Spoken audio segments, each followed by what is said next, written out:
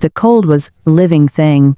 It had teeth, and those teeth were sinking into Paige Morgan's skin, through her soaked coat, straight down to the bone. She sat on the curb in front of Riverside Station, knees pulled tight against her chest, trying to trap what little warmth her body still held. It was 11 at night, Christmas Eve, the snow falling in thick, heavy curtains that turned the world into a silent, suffocating blur of white. Everyone was gone. The last train had left 20 minutes ago, carrying the final rush of travelers home to lit trees and warm embraces, to the kind of belonging Paige had spent most of her life watching from a distance. Her phone was dead. Her wallet was gone, stolen 2 hours earlier on the subway by a hand she never even saw. And Marcus, her boyfriend of 2 years, the man who had promised to pick her up from the station, hadn't come. 17 calls from the payphone inside, 17 trips to voicemail. She had stopped leaving messages after the 9th call. Paige wrapped her arms tighter around her knees, her fingers so numb they barely registered as part of her body. A man in a thick winter coat hurried past, eyes sliding over her like she was part of the architecture. A woman followed, heels clicking fast, laughing into her phone about something warm and far away. No one stopped. For the first time in years, Paige let herself cry, the tears hot against her frozen cheeks before they too turned cold, then frozen tiny tracks of ice on her skin. 3 hours ago she'd been on the train from Millbrook, coming back from visiting her grandmother, her only family, the woman who had raised her after Paige's mother died when she was 7.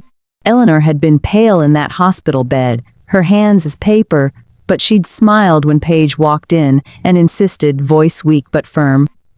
"You should go back to the city, sweetheart. Go spend Christmas with Marcus. You deserve to be happy." Paige hadn't had the heart to tell her the truth, that Marcus barely remembered important dates, that she wasn't even sure he loved her or if she was just convenient. But Eleanor had looked so hopeful that Paige had simply smiled and promised to be happy. Now, shaking so hard her teeth chattered, Paige wondered if anyone would notice if she just stopped moving and let the cold do its work. Her eyes started to drift closed. Then she heard it, the low, steady purr of an engine. A sleek black sedan pulled up to the curb, the kind that cost more than she'd make in 5 years. A man stepped out, tall, broad-shouldered, in a dark suit under a wool coat, snow already gathering in his dark hair. He looked around the empty station, and then his eyes found her. Gray eyes, storm cloud gray, the kind that saw everything. His jaw tightened. He moved her fast. "Are you all right?" His voice was deep, rough with concern that sounded real. Her teeth were chattering too violently to answer properly. "Your hands are blue," he said, not a question but a diagnosis. "You're going into hypothermia." Before she could protest, he was already shrugging out of his coat, draping it over her shoulders, and the warmth hit her like a physical force. "Come with me," he said. It wasn't a request, it was a command wrapped in gentleness. "I'll protect you." Every safety rule her grandmother had ever taught her screamed in her head, but as she looked up at those eyes, eyes that actually saw her instead of sliding past, something in her chest cracked or maybe healed. "I don't know you," she whispered.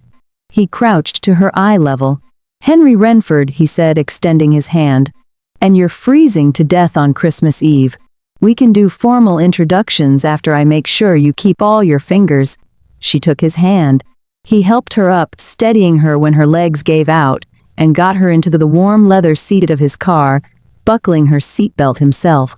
As they pulled away, Paige turned to watch the empty station shrink behind them. Marcus had never come, but someone had. She was shaking so violently her teeth chattered the whole drive, the cold gone too deep for the car's warmth to reach. Henry checked on her constantly in the rearview mirror, jaw tight. "Hold on 5 minutes," he said, pressing harder on the accelerator. The car stopped outside one of the city's most expensive high-rises. When her legs wouldn't cooperate, he scooped her into his arms without hesitation, carried her past a startled doorman and into a private elevator, straight into a penthouse with floor-to-ceiling windows and a perfectly decorated Christmas tree. He carried her to the bathroom, started the shower, and said, "Take off the wet clothes. I'll be back with dry ones in 5 minutes." When her numb fingers couldn't manage the zipper and tears of frustration came, he knocked gently, asked permission, and helped her out of her coat and sweater with careful, respectful hands, stopping before her blouse to leave her some dignity. 15 minutes later, she emerged wrapped in a robe 3 sizes too big, her skin finally returning to pink. Henry was in the kitchen, making hot chocolate. "Better," whispered. "Thank you. I don't know what would have happened if you hadn't."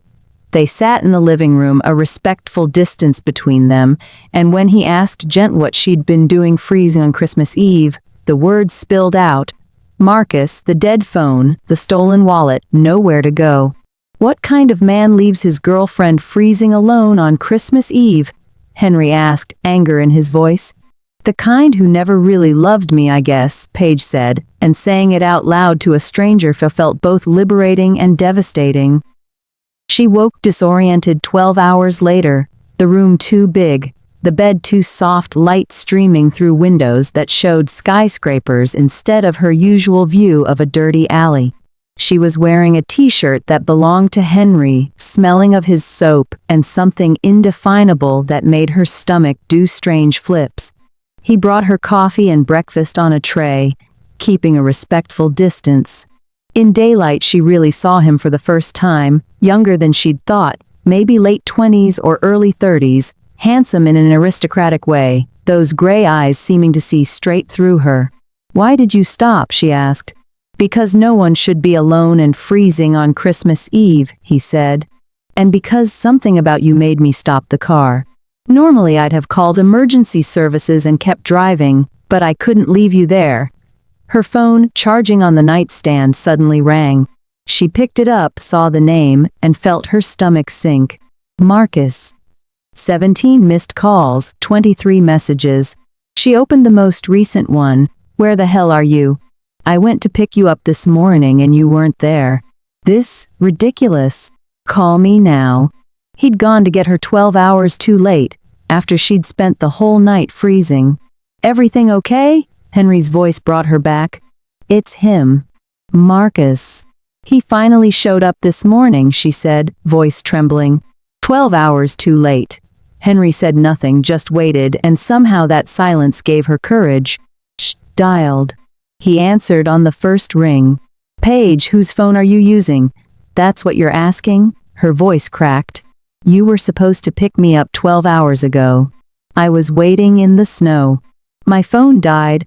A long pause, then Marcus sighed like she was inconveniencing him. "Look, babe, something came up. The guys wanted to hit the bar for Christmas Eve. I figured you'd just grab an Uber or something." The room tilted. He hadn't forgotten.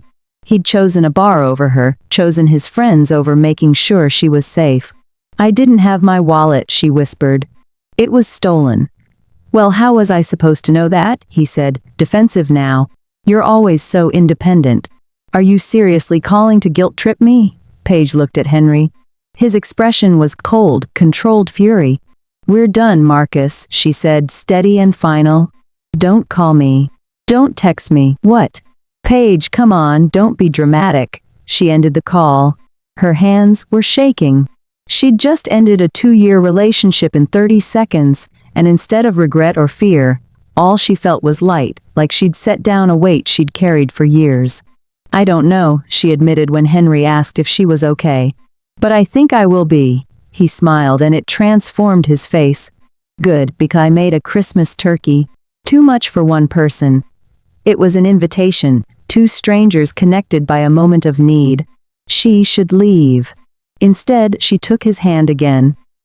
Dinner was surreal, the city wrapped in festive silence outside.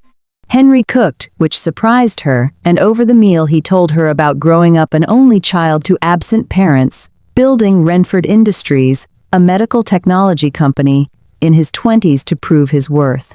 She told him about working at a bookstore, about loving books for letting you be anyone. Afterward, on the couch by the fireplace, she picked up a photo of him with a beautiful dark-haired woman. "My mother," he said quietly. "She died 5 years ago. Cancer." He told her his mother always said he worked too much, that she'd be disappointed he was still alone. "Why are you?" Paige asked. "Because it's easier," he said honestly.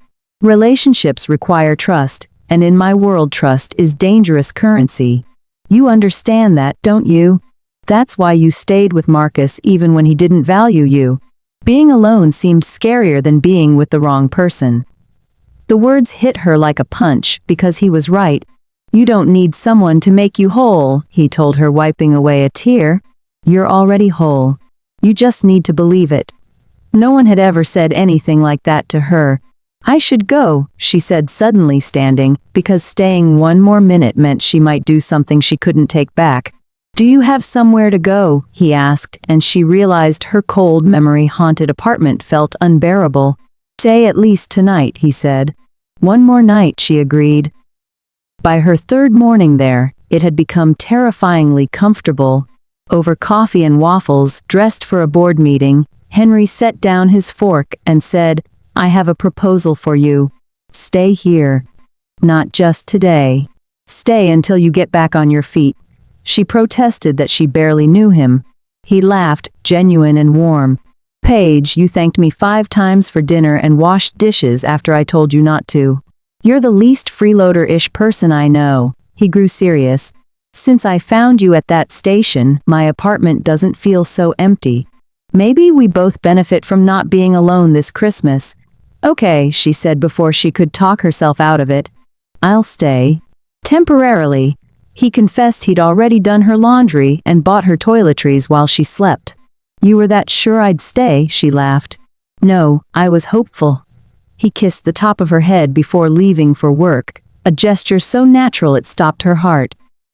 That afternoon the intercom buzzed while Paige sat curled on the couch reading a book from Henry's library.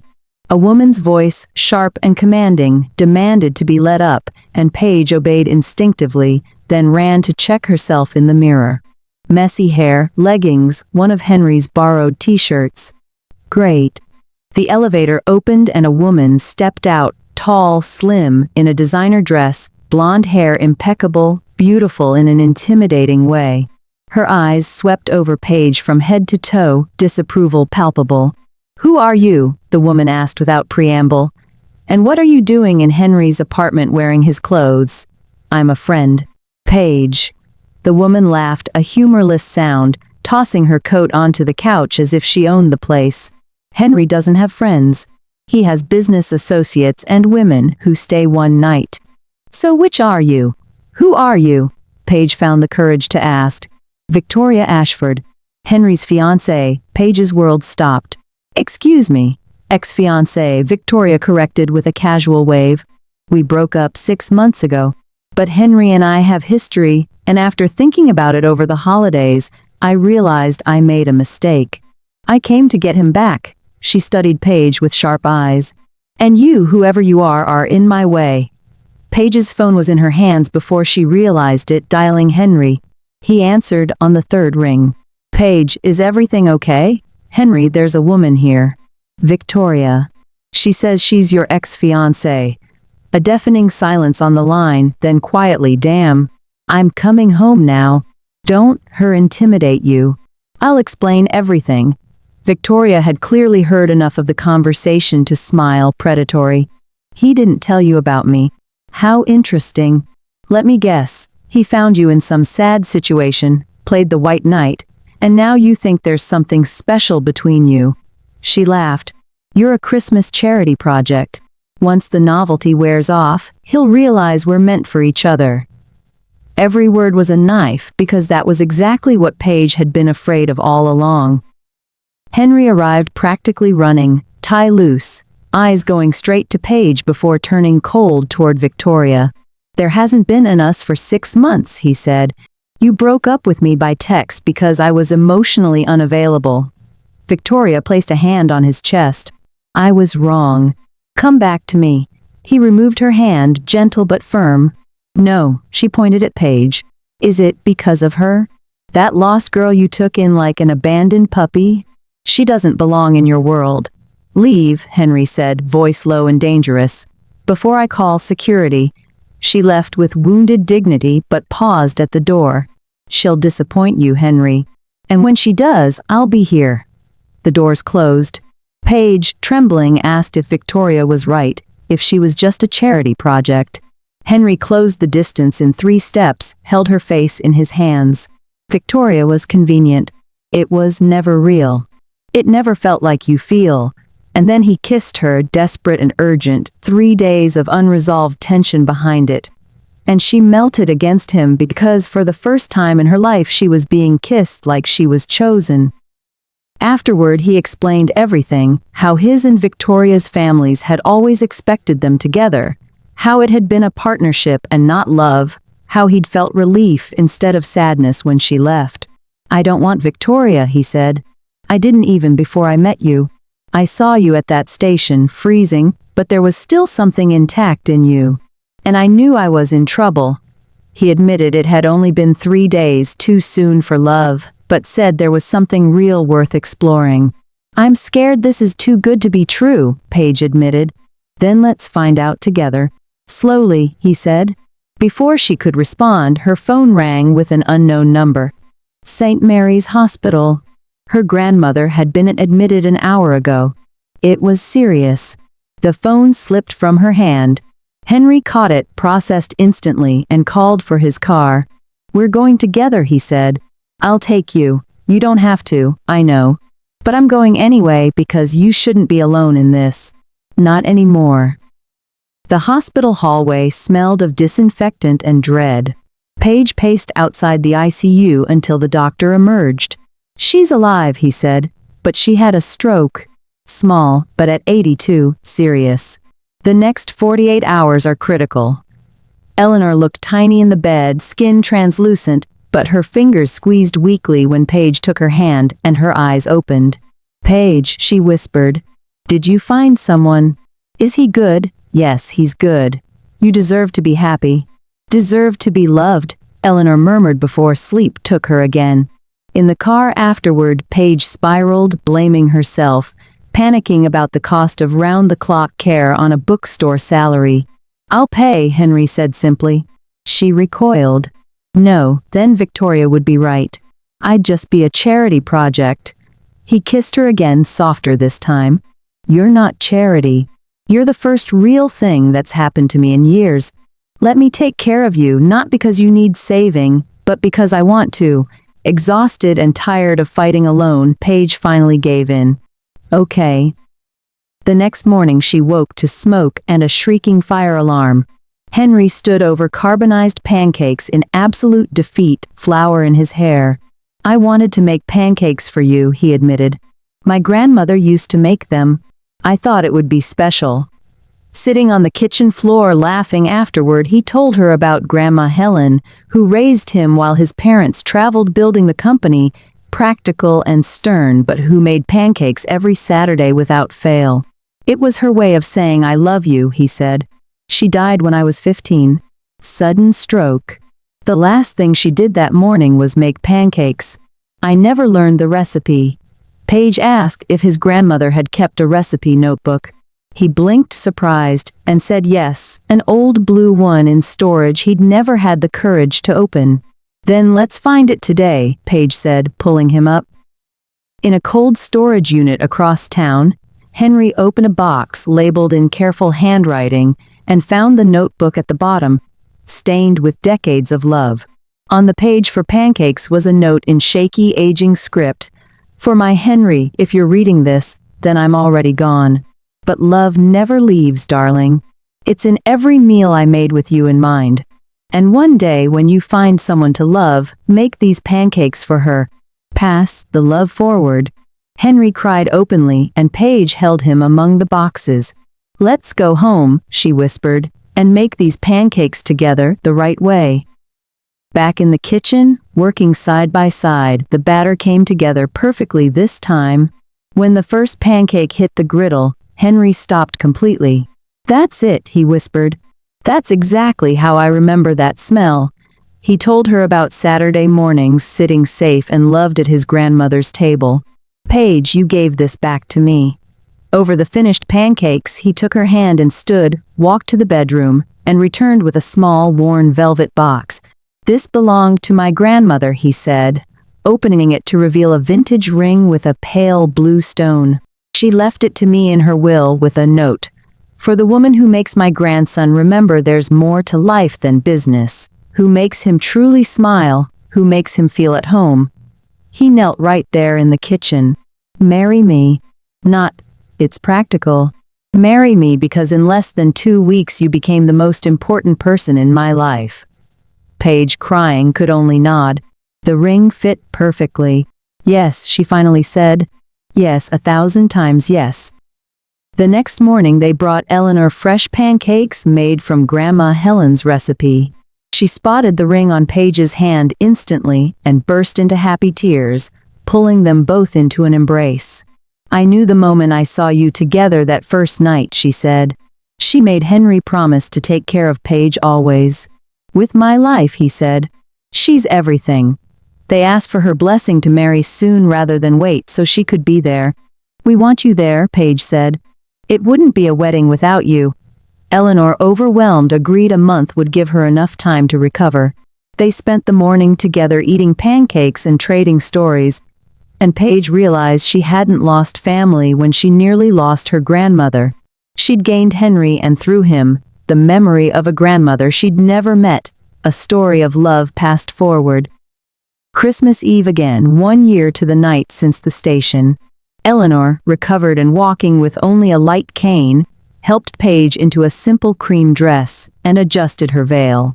"Your mother would be so proud," Eleanor whispered. The small chapel held just 12 people, no spectacle, only those who mattered. It was snowing lightly outside, just like that first night. "Life has funny ways of coming full circle," Eleanor said. Henry stood waiting at the front in a dark suit with no tie, and when he saw Paige walk in on her grandmother's arm, his face transformed with pure joy. They spoke their vows from the heart rather than from a script. "1 year ago I was driving home, thinking about how empty my life was," Henry said, voice breaking. "And then I saw you freezing in the snow, and something in me said, stop, this person matters. You taught me that loving isn't weakness. It's the bravest thing I can do. I promise to love you every day, to show up every day, to choose you every day in Saturday morning pancakes and difficult nights, forever." Paige answered through happy tears. "You stopped the car. You saw me when no one else did. You gave me back to myself. I promise to make pancakes when you're sad, to remind you there's more to life than work, to be your home just as you are mine." They were pronounced husband and wife to applause, Eleanor crying loudest of all. Later, on the private balcony as snow fell over the city, Henry asked if she was happy. "Happier than I ever thought possible," she said. "1 year ago I was alone, abandoned, freezing, thinking my life was over. Now I'm here married to you, with Grandma healthy inside."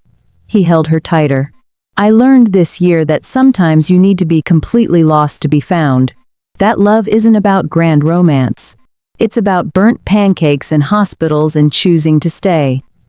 That night, after everyone had gone home and then they slept under fresh snow, they curled up together on the couch, Grandma Helen's blue note resting on the coffee table in a place of honor, the ring-catching firelight on Paige's hand. "On our first anniversary," Henry said sleepily, "I'm taking you back to that train station. We'll stand there a moment, remembering where it began.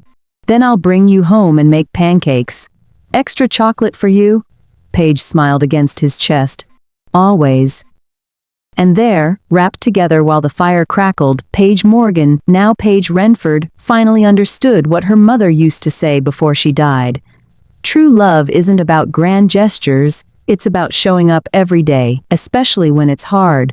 Henry had shown up in the snow, at the hospital, in burnt pancakes and rediscovered memories. And Paige had shown up back. This mutual showing up, this daily choice to love and be loved, was everything. 1 year ago, Paige was abandoned in the snow on Christmas Eve. Tonight, on that same night, she was home. Truly, completely, perfectly home. And the snow falling outside was no longer a threat. It was a blessing, proof that sometimes the most beautiful endings begin in the most unlikely beginnings.